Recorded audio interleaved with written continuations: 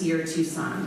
Dr. Ross is a consultant for treatment centers around the U.S. who want to include her unique integrative medicine approach to help clients recovering from eating disorders and addictions. Dr. Terry Egan knows Dr. Ross really well, and he asked if he could just have 30 seconds to say something beautiful about her. And I said yes. Thank you. I know this is highly unusual to tag on what Nicole said, because she said the right things, but there are just not as many opportunities the older I get to be able to honor a colleague that I've had for many, many, many, many years. And I've known Carolyn for many, many years.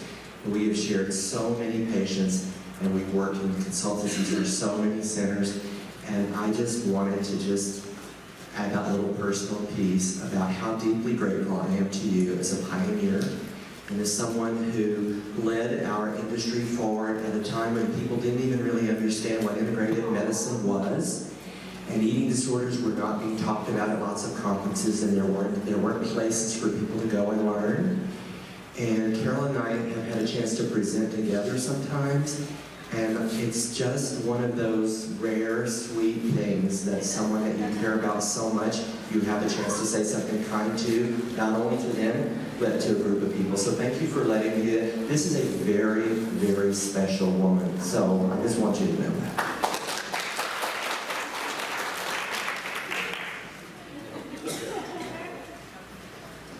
Thank you so much, Terry. I feel exactly the same way about you. So thanks everybody for coming to my presentation. And we're going to be talking about the truth of food addiction today. And I just want to put a disclaimer in. I know the term food addiction has a lot of trigger around it, a lot of charge around it. The term obesity, the same. So I'm really asking you to kind of suspend judgment until we get into the presentation, and then I'm happy to address any concerns that you have or questions. So sadly, I have nothing to disclose. I'm not making any money from anyone. Yeah. So food addiction, as I'm sure everyone in this room knows, is a big topic right now. There have been best-selling books written, there's a lot of conversation about this, particularly in the eating disorder world. And there's over 31 million hits on Google for the term food addiction. So something is going on, and it's been going on for some time, and it's kind of reaching a fever pitch now. So the question is whether or not it's fact or fiction. Is this something that just lay people talk about? I'm a chocoholic, and that means that they have a disease. Or is there some meat on those bones? We know that some forms of overeating have a behavioral component and also a brain component, and that they're similar, those components are similar to what we see with substance use disorders.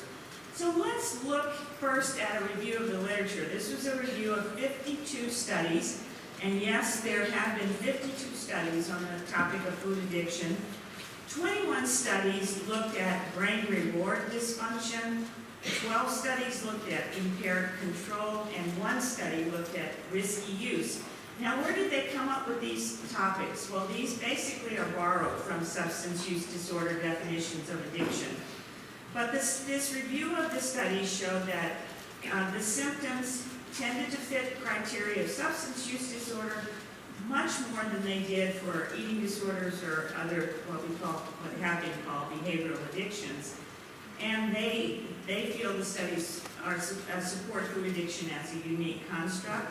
And then when they got to the food component, which is, I think, the most contentious part, they identified all the foods we know that people tend to binge on, processed foods with a lot of sugar and a lot of fat, as having an addictive potential.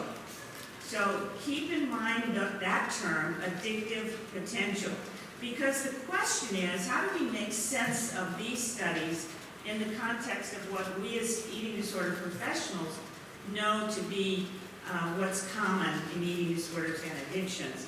Is it about the food really? Or is it about how the food is consumed?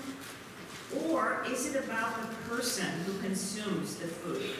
So these are the questions I hope to answer in this presentation and give you a different context, maybe a little bit. It's not going to be a one-word answer, yes or no, is food addiction fact or fiction, but to give you some aspects of the complexity of the questions. So I want to start by telling you a story of a patient that I had some years ago, actually, before we were all talking about food addiction that much. But I found her story so unique and memorable that it stuck with me over these years. So Joan was in her late 40s when she came to see me. She came in because she wanted to lose weight. And the reason she wanted to lose weight was because of her relationship with her husband. She was in a marriage where her husband had told her he loved her, but was not attracted to her because of her size. But when I took her history, and I'm not a weight loss doctor, so I took her history and tried to get into a more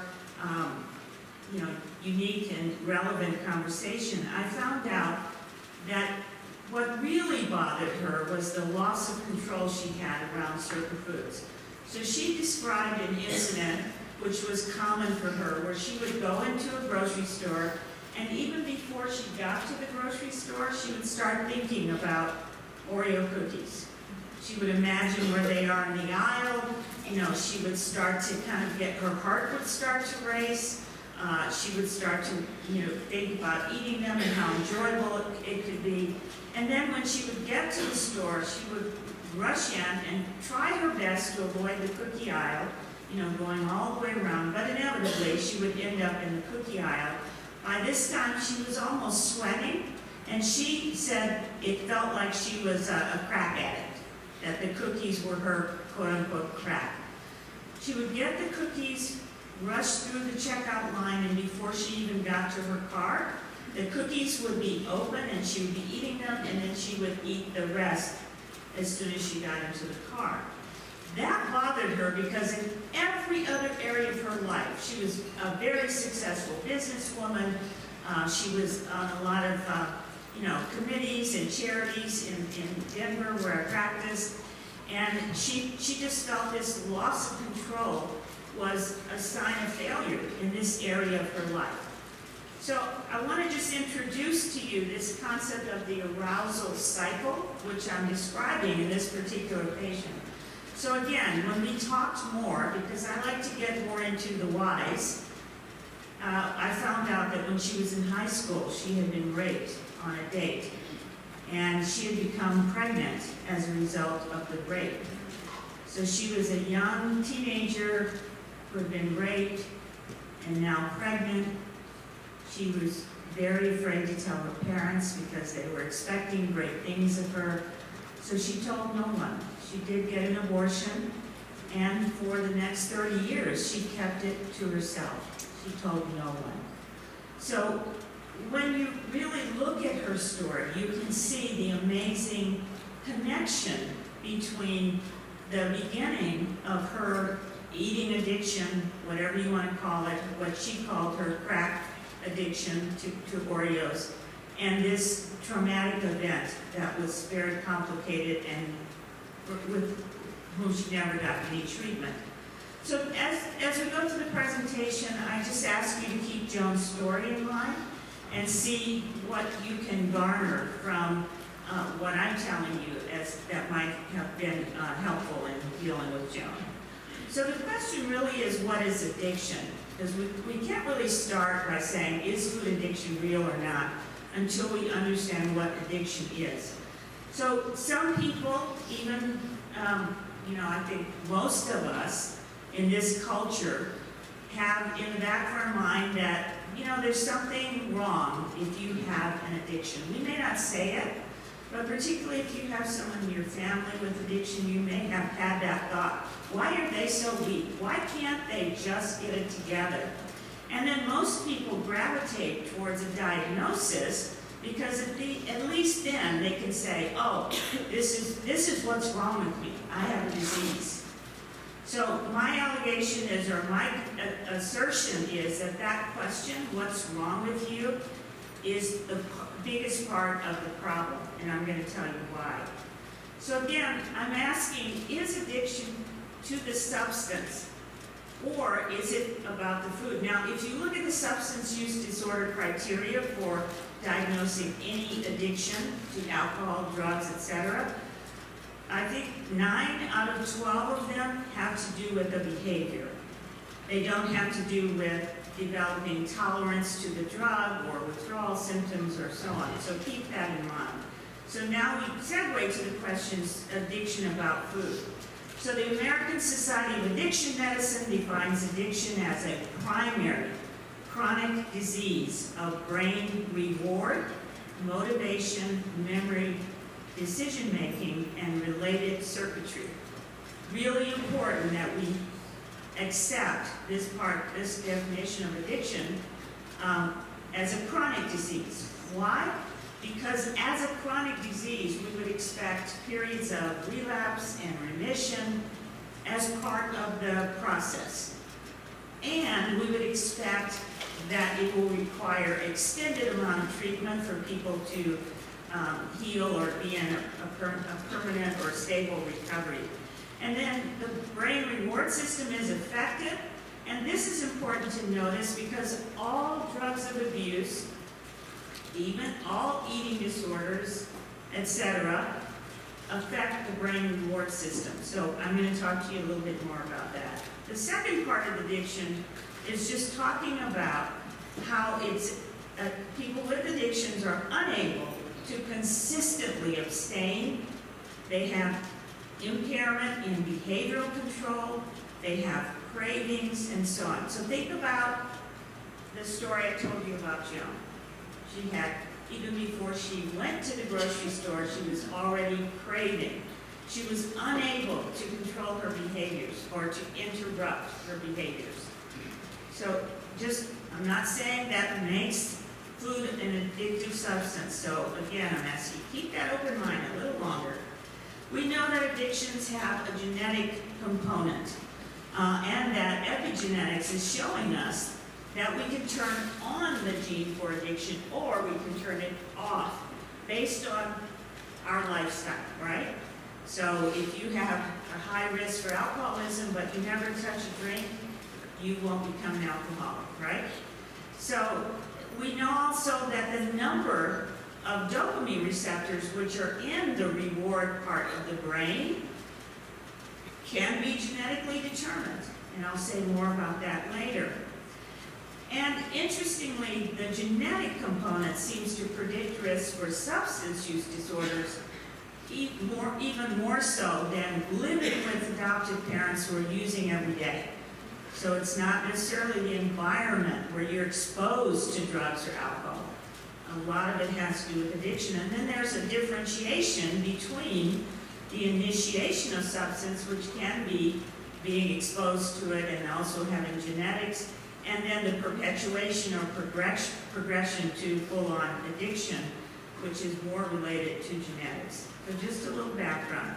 So when we think about the dopamine reward center, we're looking also at the triad of addiction, which is loss of control. You're continuing to use, even if you've had consequences, even if you're not getting high, continue to, and the loss of control, and then the continued use, and then the preoccupation with that drug. So when you eat ice cream, you get a spike of dopamine in the brain. That's the top picture.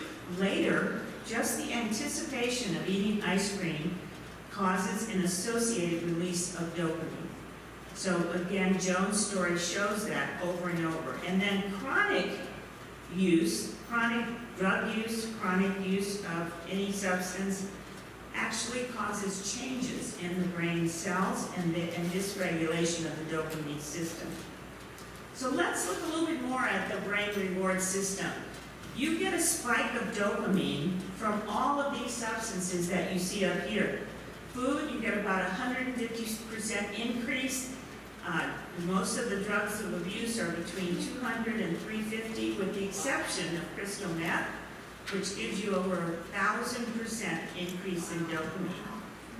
So anything that gives you pleasure increases dopamine released in the brain. That's really important to know. So if you're watching a sunset, that gives you a spike of dopamine. If you're playing with your children, you get a spike of dopamine. But we don't talk about, I'm addicted to playing with my children. Do we? No, we don't. So just keep that in mind when people are saying, well, it affects the dopamine reward center, that means it must be an addiction. Absolutely not. Anything that gives you pleasure can become addictive, but is not necessarily an addiction. So what I like to say is it's not about the food, it's about the pain. And I know I'm preaching to the choir here, but we need to ask ourselves, where is their pain and why is there pain? In Joan's story, it's really obvious that the pain that she experienced from the rape and then having become pregnant and carrying that for so many years, the abortion, all of that, causes a great deal of pain that she never dealt with. So in Buddhism, they say pain is part of the human condition, and we know from the Adverse Childhood Experiences study that there's a direct correlation between adverse childhood experiences or trauma and over 40 conditions, including addictions, eating disorders, depression, anxiety, ADD, as well as medical diseases like heart disease, lung disease, and so on. So if you look at this graph, you'll see that at the bottom of the adverse childhood experiences, these are things like history of sexual abuse, physical abuse, emotional abuse, neglect, either physical or emotional, being a witness to domestic violence, having a family member who's incarcerated, having a parent with a severe mental illness or a drug addiction. These are all things that were studied in the adverse childhood experience. And how many of you have heard about that so far? Okay, good. An increasing number since I started talking about it, but it's been going on for 20 years. Started at Kaiser Permanente in San Diego, has now over 17,000 people in the study, and now it's being run by the Centers for Disease Control.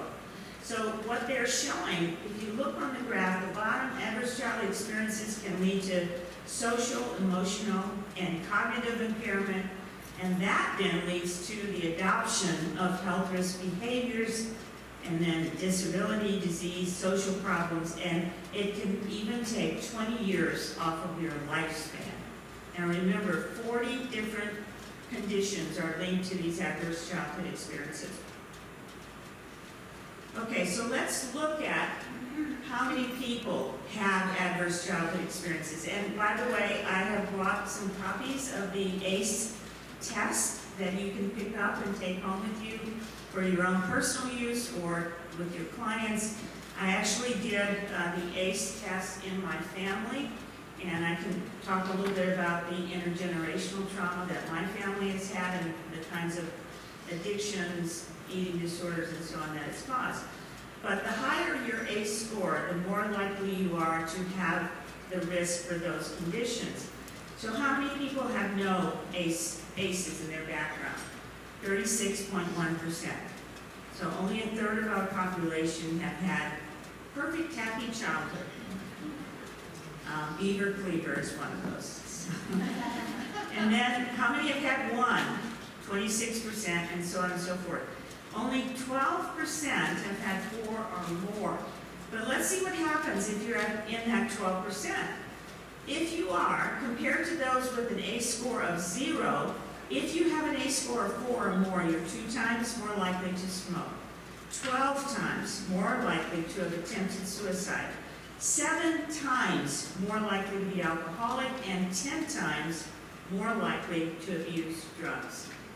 And we know that this isn't just the behavioral component. This is 2 brain scans of a normal 3-year-old on the left, and then a 3-year-old from an orphanage who was extremely neglected. And you can see it even affects brain size. So it affects the circuitry in the brain, it affects brain size. What happens as a result of that is what we talked about, the cognitive impairment, the behavioral impulsivity and compulsivity. That's all part of what happens with the ACEs. So we know that certain types of abuse are associated with certain types of disorders. So physical and verbal abuse associated with a higher body weight, and you can see how that pans out.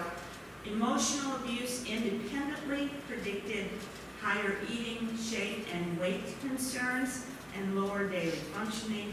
And sexual and physical abuse independently predicted higher eating concerns. So these childhood experiences, as you see from the ACE score in both women and men, increases the risk for chronic depression. The higher the ACE score, the more likely to have depression. We talked about suicide, but I wanted you just to see it graphically so you can see how much of a difference there is between one little thing happened to me, but I'm okay, to 2, 3, and 4 things or more. And this slide just gives you the kind of a comprehensive overview that the higher the ACE score, the more likely you are to not be physically active, to smoke, to be an alcoholic or drug addict, to miss work, to have severe obesity, as measured by BMI, diabetes, depression, etc. And then down here, heart disease, cancer, stroke, lung disease, and even broken bones. So how does that work? How does trauma in childhood cause, or why is it associated with all of these conditions, and most particularly with addiction? Because trauma causes emotional dysregulation. As an eating disorder therapist or physician, you know that that's one of the hallmarks of eating disorders, is emotional dysregulation. There's also dysfunctional and chaotic brain organization. So those nerve connections in the brain then are not the way that they should have been, and they can cause this chaos. They have problems with attachment. They have a hyperactive stress response, which is very prominent.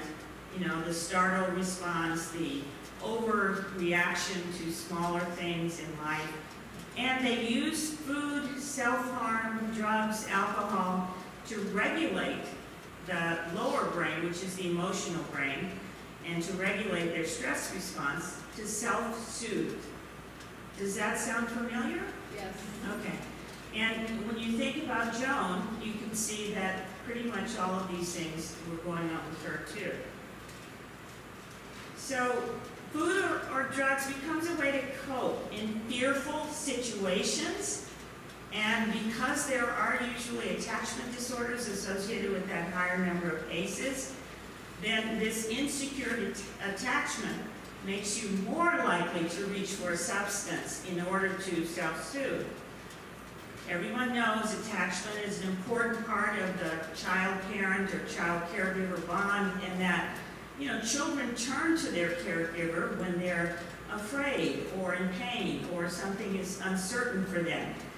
But if their caregiver is not sensitive and responsive, or if their caregiver is not present, so in the case of one who has a parent who's an alcoholic or has drug addiction, they may be in and out of their lives. Someone who's incarcerated, the same thing.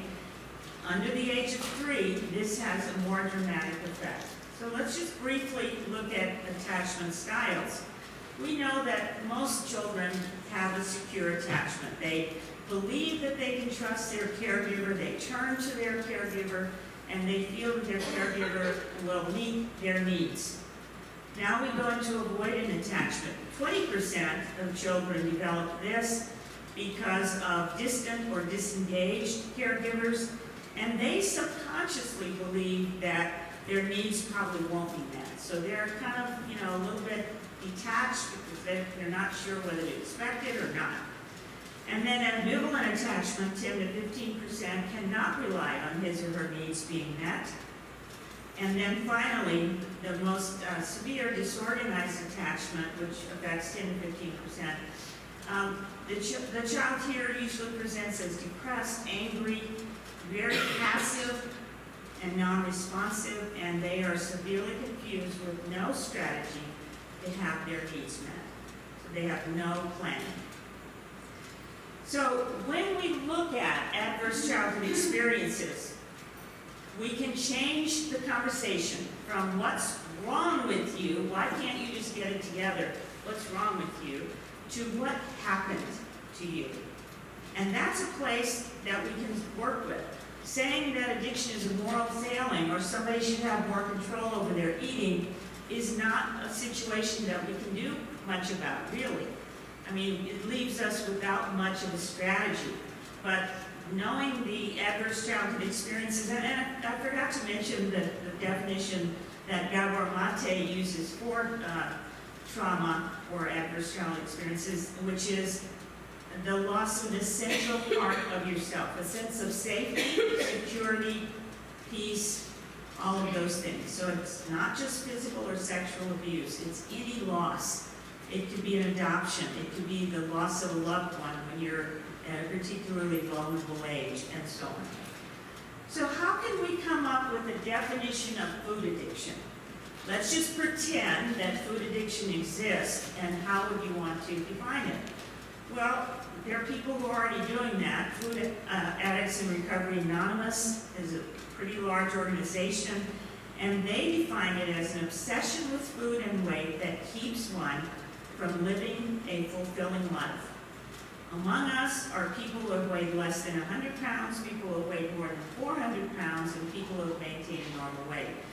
I think it's awesome that they put the variety of weights in here because, interestingly, we haven't learned much from our research on obesity in that many of the studies on food addiction are equating food addiction with weight, and that's not the case, and these guys know it. So one of the things that's happening is the use of the Yale Food Addiction Scale. Now this has been around for over 5 years now. They've been doing a lot of studies, and they basically have based the Yale Food Addiction Scale on substance use disorder criteria. So they're looking at tolerance, withdrawal, loss of control, attempts to cut back, and continued use despite consequences. So in the Yale Food Addiction Scale, the most common symptom is persistent desire or unsuccessful efforts to cut down or control eating.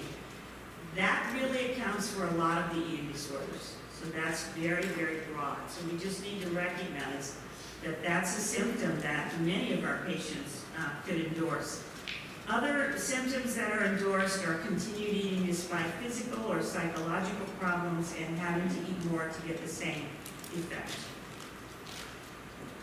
So food addiction, as I've mentioned, works through the dopamine reward center as anything does that gives us pleasure, and it also works on the mu receptors in the brain, which opiates work on. fMRI studies show that if you have a high score on the food addiction scale, regardless of weight, you have different brain activity, especially in anticipation of food intake, just as you saw with Joan's case. But the most important thing that's coming out of the studies, I think, is this last one. Alternating restriction and availability of food may produce addictive patterns of eating. So this describes almost all of our patients who've been on demon diets, right? I'm not gonna demonize food, but I'm gonna demonize diets and the diet industry because it's set up so many people for this, horrible vicious cycle where they may end up eating in an addictive fashion. So how do we compare binge eating to what's being called food addiction? They actually have done this in the research with the Yale Food Addiction Scale. And there is some overlap between BED and what's being called food addiction, but it's not 100%.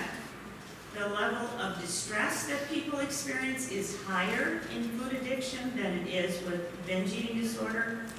And in those who score high on the Yale Food Addiction Scale, 72% reported that they also had moderate to severe binge eating behaviors. In those with binge eating disorder, 42% also met criteria for food addiction. And both have the altered reward circuitry. That's a given. There are higher levels of depression and negative affect, poor emotional regulation, and lower self-esteem. in those who have been diagnosed with food addiction using the Yale Food Addiction Scale. Okay, we cannot avoid this question. Can food really be addictive? And we need to address this question. So I want to address it by going through the research, not just my own personal beliefs or your own personal beliefs. Let's see what the research says, and I think you may be surprised. So first of all, animals who've been studied engage in binge eating on sweet foods only when it's been offered intermittently. So they have 12 hours on, then 12 hours off. So this restriction and then binging, restriction and binging, does that remind you of any of our patients? Yeah, so many of them. And they'll binge on fat when it's restricted. The biggest one is sweet fat combinations, but again, when restricted. And this combination is what leads to increased weight in the animals. So I'm not going to say a lot about the milkshake study. You have the reference there, but it's really about that anticipation, the arousal cycle that's associated with thinking about a food that you want and how that affects the brain, lights up the dopamine reward center. I think we've covered that. What about studies in humans? Well, this study basically says that consumption of a palatable food, those are the foods that we consider comfort foods, right? Those are the foods high in sugar and fat. Consumption of palatable food may override desires to limit caloric food consumption in participants with high food addiction scores, resulting in disinhibited food consumption. Well, the very point that somebody's trying to limit their caloric food consumption is a clue, right? Because if they're dieting or they're restricting, then those little animal studies have shown you they're going to want to binge on those foods. Again, though, importantly, there was no correlation between food addiction and scores and BMI. So people with that can be of any size. Now, here I think is bottom line. This study shows food is not ordinarily like a substance of abuse, but intermittent binging and deprivation changes the quality of our interaction with certain foods. So sugar may be quote-unquote addictive for some individuals when consumed in a binge-like manner. And then finally, research studies suggest that even highly palatable food is not addictive in and of itself. Rather, it is the manner in which the food is presented, in other words, intermittently, and consumed, in other words, binging, that appears to entrain the brain in addictive-like process. So my bottom line is food is not the problem. Food is the solution to the problem, and rather than us focusing on demonizing food, we should be focused on addressing the real root of the problem. So in Joan's case, I could spend all my visits with her coming up with behavioral strategies of avoiding the Oreo aisle, get your husband to go shopping instead, use DBT skills, etc. But until we address her trauma, we're not going to get very far. So let's look at some of the predisposing. So now we're to the question of, is it who is consuming the food that leads to some of the potential addiction? So let's look at that. First of all, we know that even before you're born, a mother's her prenatal nutrition can cause deviations in brain development and ultimately affect that brain wiring. The heart wiring of the brain can be affected by different nutritional insults. As well, stress before birth affects the brain development of the fetus. They're showing that it may be reversed by some more aspects of neonatal handling, like infant massage and soothing babies who are crying in the NICU. And then thirdly, that attachment begins developing right at birth through one-to-one interactions between adults and infants. So that's why we're putting the newborn on the mother's chest and letting them stay close to the baby. So those are some of the things that happen before birth. As well, any damage from drugs and alcohol or trauma affects the emotional brain, and that affects the logical part of the brain. It can affect speech, motor function, ability to interact in society, emotional regulation, attention, therefore the risk for ADD, and regulation of behavior or impulse control. All right, so you have this slide. I think the most important points are that when you affect the reward center of the brain, you're affecting judgment. You're affecting the ability to make decisions. The child's brain is more plastic, more malleable. That's a higher level of plasticity. So we can change things if we intervene early. By the time you get to Joan's age, while there is plasticity still, it's not nearly as much as even if she had been treated as a 15-year-old. Therefore, the timing of these adverse events makes such a difference, and our handling of them makes such a difference.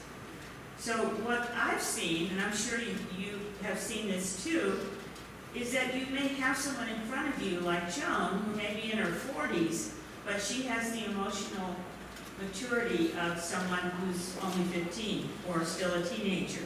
So some of the reactions that she has are more of that of an adolescent, or she may have the language skills of a 40-year-old, but the social skills of someone much younger. So we see that variance in development because the trauma interrupted so much. So I mentioned the reward center of the brain. These are some of the amino acids that are, or neurotransmitters. The amino acids are precursors to the neurotransmitters in the brain. And these are some of the ways in which it might show up with anxiety or stress. There's serotonin deficiencies, GABA, which you know from the medication gabapentin.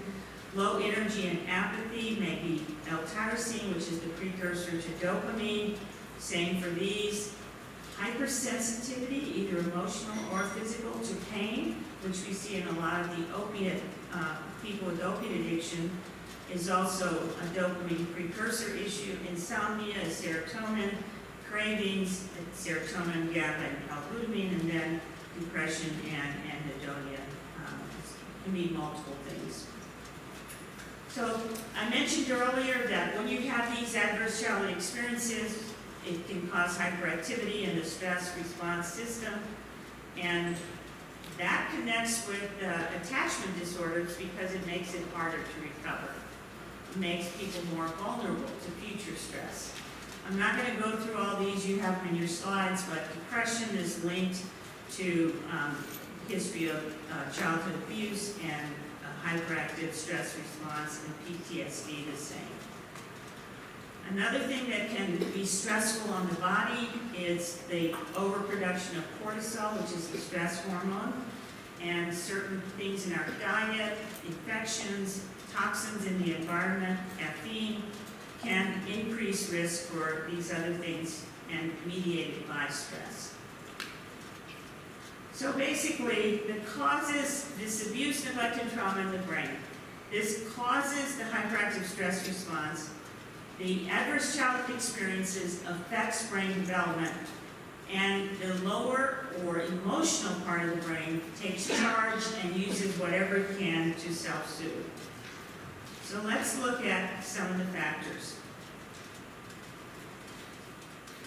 I just wanted to tell you this other little story here. Dr. Valetti from Kaiser, who started the ACE study, was kind of awoken to this connection because he had at that time at Kaiser 20-some-odd years ago a large weight management program, and he found that the people who were dropping out of the program were those who had lost the most weight, which seemed counterintuitive to him.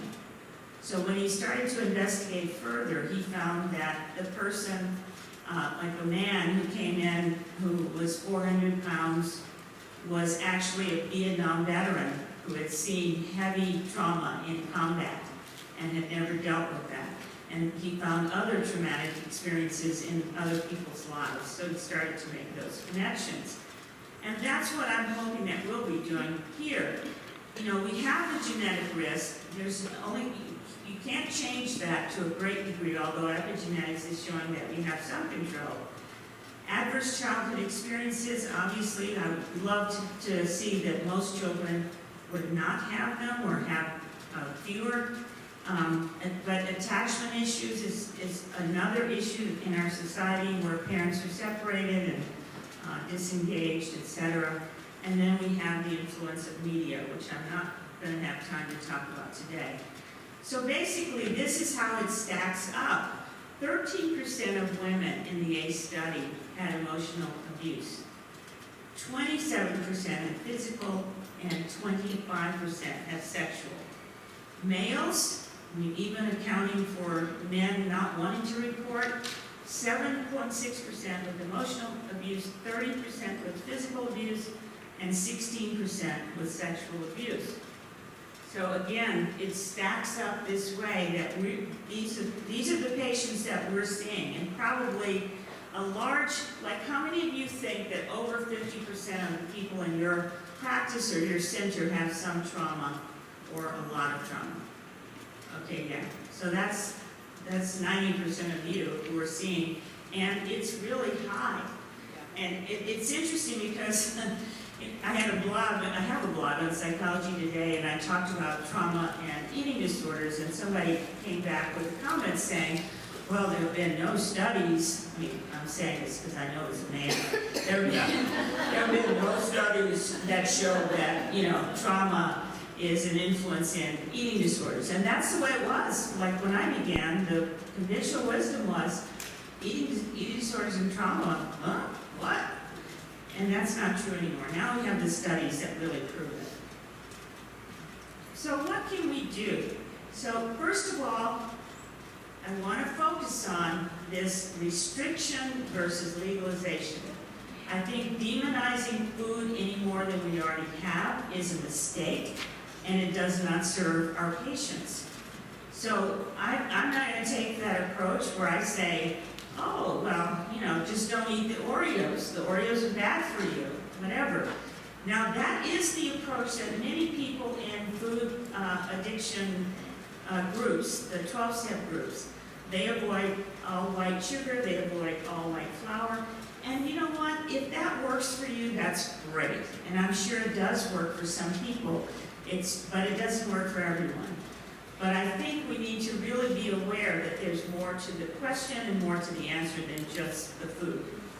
So this is what the FAA, Food Addicts Anonymous, recommends. This is the food plan that they have listed on their website, and there are many, many comments saying, this saved my life, and that's great. As an integrated medicine physician, I really want to look at the whole person. I don't think there's a simple answer for this question, and I think we need to be open to the possibility, just like with other disordered eating, other like anorexia, bulimia, binge eating, that it is not just one thing. It's a multiplicity of things. But we know, though, that you are not stuck with the brain you have. So even though, as you get older, you have less plasticity, you still have plasticity. So you can change the brain. We know that the modern diet, which is called the SAD diet, I didn't make that up. It's not really a joke. What does it stand for? Something American diet. The standard American diet. That's the SAD diet. Yeah, it's a very pro-inflammatory diet. We know that we're eating foods that are higher in inflammatory fish oils or lower in anti-inflammatory fish oils, higher in omega-6, which is not good for a lot of parts of our body. We know that our food has poor nutrient density, especially foods that are highly processed. And we're seeing an increasing number of people who may not have celiac disease, but do have gluten sensitivity and have milk sensitivity as well. So one of the things that we know about gluten and milk, casein, is that poor digestion can turn those food molecules into a morphine-like substance. And people can have, if they have sensitivity, brain fog, gut dysfunction, and more than anything, inflammation. And there's a lot of toxins in our environment. There's antibiotics and hormones in our food. So all of this makes for a complex picture. So you can start by detoxing the body. This isn't a diet.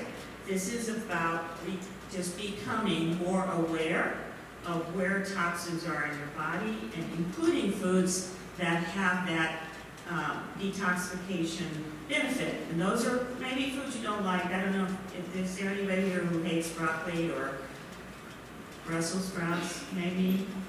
Are we getting closer? Bok choy, mustard greens, all of those are foods that help our body naturally detox that we want to include in our eating plans. And then detox spices like turmeric, which is in curry, drinking green tea, which increases glutathione, which is an antioxidant. There are supplements you can take, and I've listed them here for you. You know, in the Scandinavian countries, saunas and steam rooms are an important part of their health habits.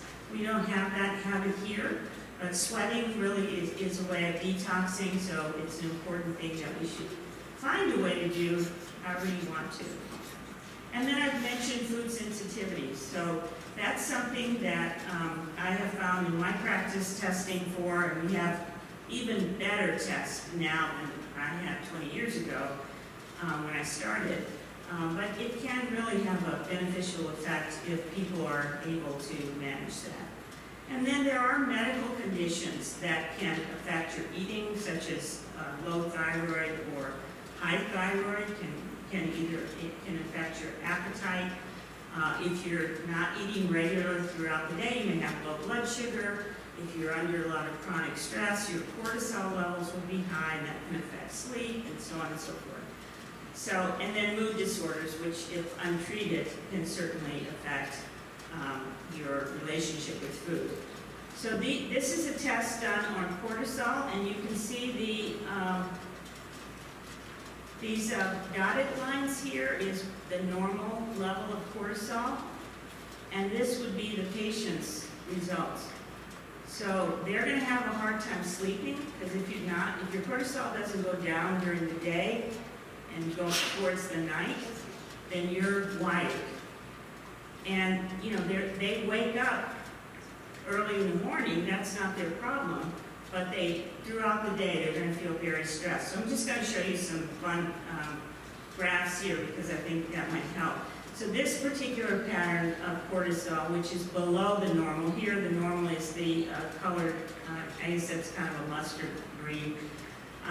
So very low mid-afternoon, but they're wired, but they're tired, and they can't go to sleep. I don't know if any of you have experienced that. When I used to travel for marketing a lot, I would come home and I could not fall asleep, and I was just like jangled, you know? And that's where you can use certain herbs like kava or valerian. This type of pattern is where you're tired in the morning, tired or groggy in the morning, have trouble waking up and starting the day. And you probably drink a lot of coffee. So if you're one who drinks a pot of coffee a day, your cortisol is too low, and you need to get some help with that. My recommendation, maybe see me right after this meeting.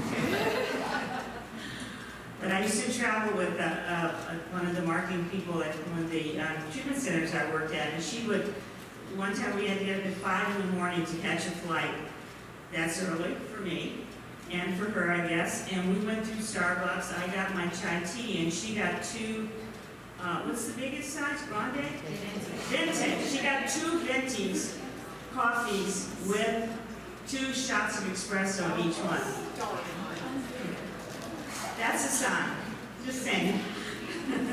Okay, so the other thing that's important is recognizing whether or not our patients are sleeping well, and what we need to do to help them sleep. That comes up a lot as women go through the menopause. It can also be as a result of stress. And there are various Very simple. The Epworth sleepiness scale is a very simple tool you can use. It has 8 questions, and you can use that to help determine whether your patients are getting enough sleep.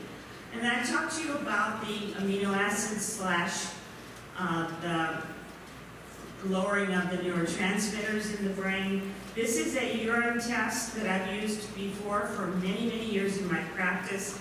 And you can see that things like GABA, which we mentioned, is normal. Taurine, which affects anxiety levels, is too high. You can see down here the dopamine is very low. And then norepinephrine and epinephrine are also low. So that's why we have medications, for example, like Wellbutrin affects norepinephrine and epinephrine, and some of the others affect serotonin up here, which is also low. But there are natural products, amino acids, that sometimes can be helpful for patients who have a profile like this. All right, so just moving on, I'm sure, again, how many know about the gut microbiome? Do you live in the United States? You must know about it. No? Still no? Okay, well, let me go through this. So here you see it's the same for mice as it is for human babies, that if you're born with a vaginal birth and your mother breastfed you, then by the age of 1, you will have a complete microbiome in your gut, a good set of bacteria in your gut. If, however, you were born by C-section and not breastfed, then when you're born, your microbiome may be deficient. So there's a lot you can do about that, and they're called prebiotics and probiotics. So dating back into the 1800s and even before that, people have said, this guy said the primary seat of insanity is in the region of the stomach and the intestines. And even though he didn't have the test that we have, he's right. 80% of the serotonin receptors are where? In the gut. Okay, and then Hippocrates, the father of modern medicine, in 400 said all diseases begin in the gut. Makes sense. If you're not, if your digestion doesn't work, you can get cranky, right? More than that. So the gut brain, in animal studies, they show even mild gut infections can cause anxiety and stress-induced memory loss. Even mild gut infections. Mice who are bred to be germ-free have a hyperactive stress response.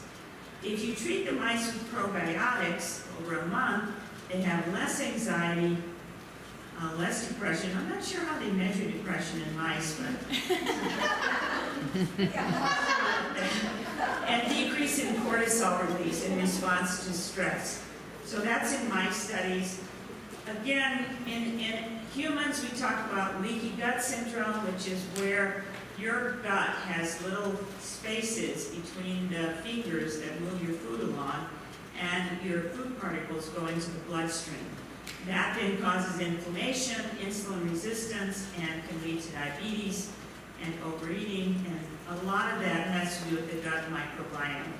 So we treat with prebiotics. Prebiotics are the food for probiotics. So if you're taking probiotics, but you don't either have a diet that's high in fiber with fruits and vegetables, or you're not taking a prebiotic, your probiotics won't work as well.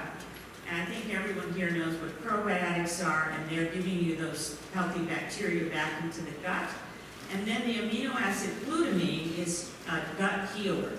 It helps boost the immune system, it helps with detox, et cetera, et cetera. And then omega-3 fatty acids will help reduce inflammation. All right, so let's just move on to, this is actually just a study to give you information. This is a study I did when I worked at Cedar Tucson. And we used digestive enzymes and probiotics and a high fiber diet in patients with digestive complaints who had about 15% of patient days complained of, irritable bowel, constipation, blah, blah, blah. And then with those supplements, only 2%, a little over 2% complained. And it's also important to detox the mind. So, we have busy lives, we're always rushing, our minds are always racing. So stopping, taking 3 deep breaths. As a matter of fact, why don't we do that right now? Let's just breathe in and exhale. Let me just teach you a quick technique that you can use with your clients. It's called the 4-square breath. You breathe in to the count of 4, hold your in-breath for 4, breathe out to the count of 4, and hold the out-breath for 4. So let's do one together. Breathing in, 2, 3, 4, hold, 2, 3, 4, exhale, 2, 3, 4, hold, 2, 3, 4. Okay, so this is easy, but it's really helpful. It helps with emotional regulation and so on. And then working on trauma, we have now trauma-informed yoga. The studies are still being done on that to see whether it helps, but we know it won't hurt. Body-centered therapies, such as massage, if appropriate, can increase dopamine levels, decrease cortisol levels, and increase beta endorphins. And then the very most important thing of all, the relationship with you, between you and your patients. So I was just last week at my practice in Denver, closing my practice after commuting from, after commuting from, don't get me started though, because we won't be able to finish the talk. But what was so heartwarming for me was to hear my patients tell me how strong our relationship was. As a matter of fact, I began to feel sorry for the woman who was taking over my practice because they would say, you're going to have some big shoes to fill, or, Dr. Ross is really the one I want to see, but I guess I'll see you.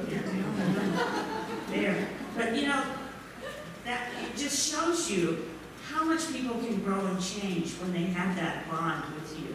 The bond that they didn't have with their caretaker, but they can have it with you. And that helps with the attachment issues, and it helps with the stress and so on. So that's the work that we're all doing, and we should be very proud of it. So trauma really is at the root of all addictions. Whether we believe in food addiction or not, we know that it's in the same category as eating disorders and substance use disorders, where trauma is a big factor. While not everyone who has trauma becomes an addict or has an eating disorder, almost everyone with an eating disorder or substance use addiction have been traumatized in some way. So we really need to keep that in mind. And you see the statistics. 67% of the population have at least one ACE. 1 in 8 of the population have more than 4 ACEs. So it affects so many areas of your life. I hope you'll come up and get one of the ACE tests. Like I said, I did it in my own family, and it's amazing, it's amazing how that intergenerational trauma has an impact. So the bottom line is, it's not about the food. In my opinion, it's not the food. Food is the solution, but the problem is not, again, the problem is what happened to the person who's using the food. So we really need to work on changing that conversation from what's wrong with you to what happened to you and how can I help. These are the shameless plugs for my books. And I think we have time for questions, Nicole? Okay, good. Anybody have questions or comments? Sorry? You want me to go back? That's my CD I did with Andy Weil. And I wrote the binge eating and compulsive reading workbook in 2008. That's when Vita was being formed, right around the same time. And then these are my 2 latest books from this year. So questions? Yes? When you talk about the trauma, why do you see, especially in the case of children growing to be adults, why do you see some who are, I'm going to use the word resilient in terms of they have experienced trauma, but yet they don't have the same, You know where I'm Okay. going with that. Yeah, good, excellent question. She said, why are some children more resilient to the effects of trauma versus others? The only thing I've seen in the research and have seen in practice is that they have a good support system. Whether it be their own parents or grandparent even. I can tell you a quick story about my nephew who my sister raised after his mother was a cocaine addict. He was born in prison after she got arrested for cocaine stuff and was malnourished for the first year of his life. And then she took him on and she bonded with him and they supported him. And he's now a teenager. He's doing as well as or better than you could expect. He still has issues. ADD is one of them, but he's a really wonderful human being. And I think it's because of the attachment bond my sister was able to form with him when he was a year and a half. So, yeah. Hi, Dr. Coker. My son has schizophrenia, and he was diagnosed 12 years ago. And before that, he has had 4 open heart surgeries. And we looked at my wife's side and my side, and we didn't have any mental issues. And thank you for letting me know the trauma. And that's medical trauma. Yeah, it's just, you know. And that's something where things like EMDR and somatic experiencing might really help him if he's able to do that. But some kind of trauma work, because we don't think of medical procedures as being traumatic, but they are, especially when they affect the heart, and you have to crack the chest and all of that stuff is very, very traumatic. Any other? Yes. Yeah, the urine test is available through a number of companies, one of which is, it's called Pharmasan or Neuroscience. And there are other companies that are available to do testing similar. Great Plains is probably your best bet. Now, Great Plains Laboratory, they have quite a few, they have really good support for providers who want to use those tests and learn to interpret them. Any other questions? Yes? So you have to be a medical doctor to interpret the exam results? I'm sorry, you're going to have to yell at me. Do you have to be a medical doctor to interpret the urine results? It's my understanding that you don't, because I have a friend who's a psychologist and she uses the test. But you'd have to just contact them to find out. And even if you do, when I started in integrative medicine, I paired with people in my community who did things that I didn't do. So on Great Plains website, they have a list of providers in your area. And if need be, if you need to run it through a provider, I'm sure you could do it that way too. Any other questions? Yes? I'm curious of the doctor who's sitting beside me talking about the hospital. Oh, you're going to have to really, The open heart surgeries affecting, mental health. Are there ever situations where, I've heard it just from friends and people that I know who have open heart, that, can cause cognitive and mood disorder changes, it can cause appetite changes. and what can cause those things? Open heart. Oh, open heart surgery, I see, yeah. Being on a, heart-lung machine. Yeah. Medical trauma is pretty common, actually. There's so many ways. Are there ever situations where it has a positive effect? Like, I know some. Well, I mean, obviously improvement in your health would have a positive effect. I'm not against medical procedures. Obviously, I'm a medical doctor. But I just think we need to be aware of what we're doing. Even as a physician, I only just recently realized how much trauma we as physicians experience. I worked in the emergency room for 10 years, and, I was just like doing my job. But when I look back, I think, lost patients dying, all the procedures I did, some worked, some didn't. There's a lot of trauma for me that I didn't pay attention to. So I think it's just really being aware that there is a psychological component to what we do in medicine. That's the only message. Does that answer your question? Yes, it does. The reason I asked that is that I've had friends, obviously they have a period of depression, but I've also had friends who say their cravings for food, their appetite change. And Yeah. I just wondered, I don't know. Yeah, no, I think there's a lot of benefit that comes from many of the surgeries that we do in medicine. And also remember, it depends on the age. So procedures that are done when you're younger and you don't understand what's happening, even if someone tries to explain it to you, might be more traumatic than something that happens to a 40-year-old or a 60-year-old. Okay? Having been in the field for a while, I'm curious what your experience has been with. I noticed sort of the cognitive trend toward the spectrum of like no whites, no sugars, no flours to all foods fit. You've got these camps that seem to be formed. And if you have a client that comes in and they're maybe perhaps coming from an OA background and wanting to feed on the no sugar and flour thing, but perhaps I heard you say this about being nice food. I heard you say all foods fit without using that language. What do you tend to do with that? I've never been a food fad person. I've always said the exact same thing, that there is no good food, there is no bad food. When I have someone who comes to me like that, I just take an educational approach and talk. I also have the benefit of being able to do testing. Sometimes doing testing can support my viewpoint. So for example, if I test someone and their amino acids, actually I had this just this year, a young girl who was clearly had an eating disorder, but her parents weren't willing to admit it.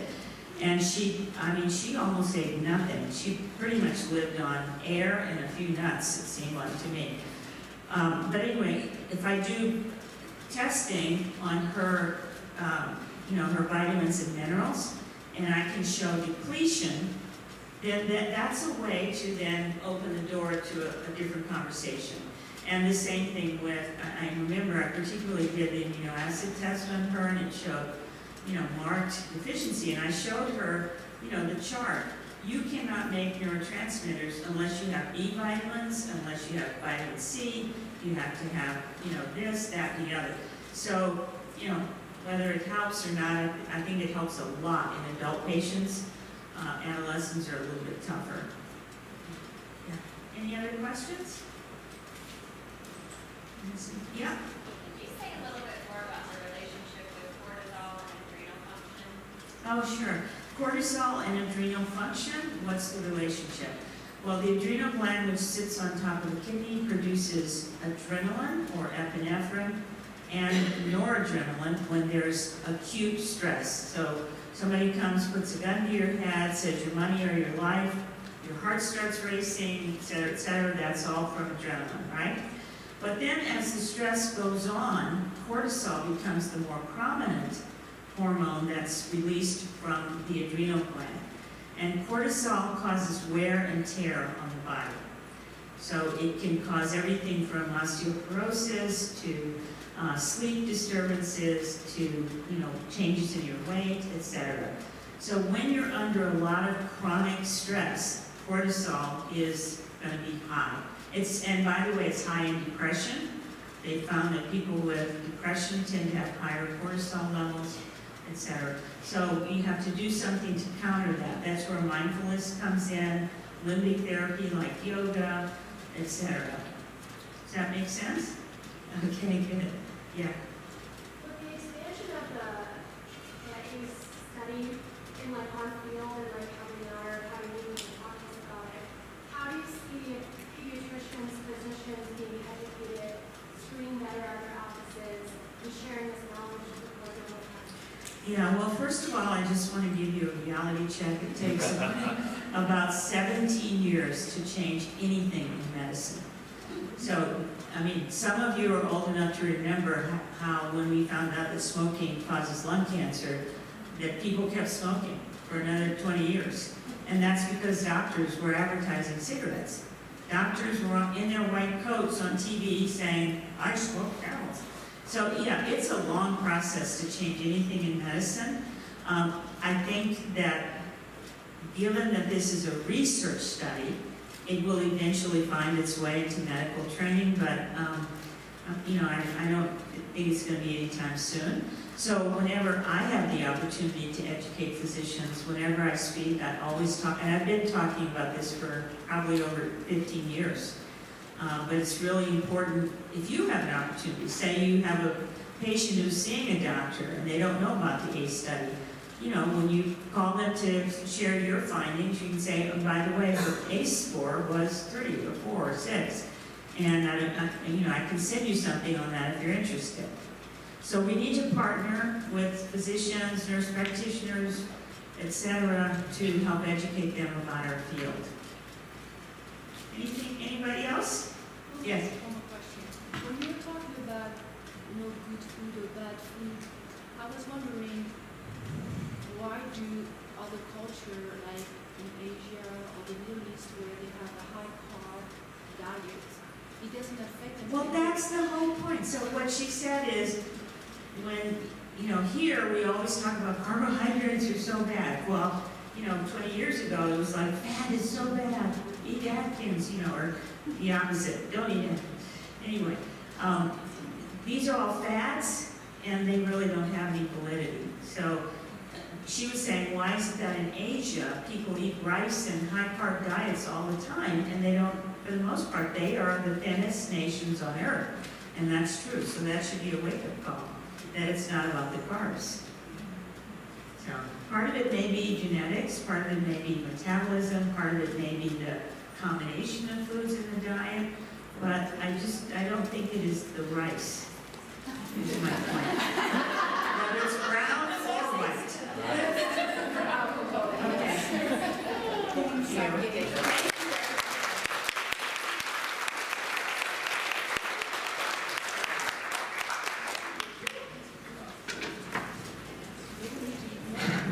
All right, we're going to take a quick break, and then we will come back in for our last speakers for today.